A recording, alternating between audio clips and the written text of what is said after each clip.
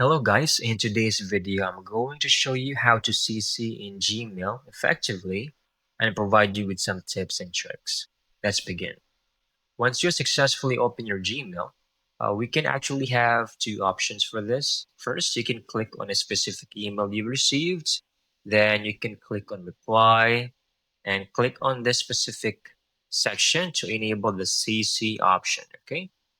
So we now have a option to add that or add recipients to CC. Then you can just type your mail or message, then send. Hit send. Or we can easily head over here, click compose. We will make a new email. Then over here we have two recipients. You can add anyone in here.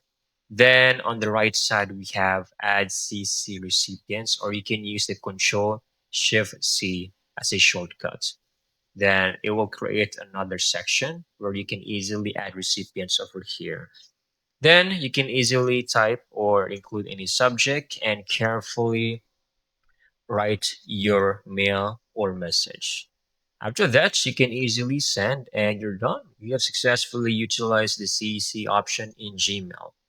I hope you found this video very helpful.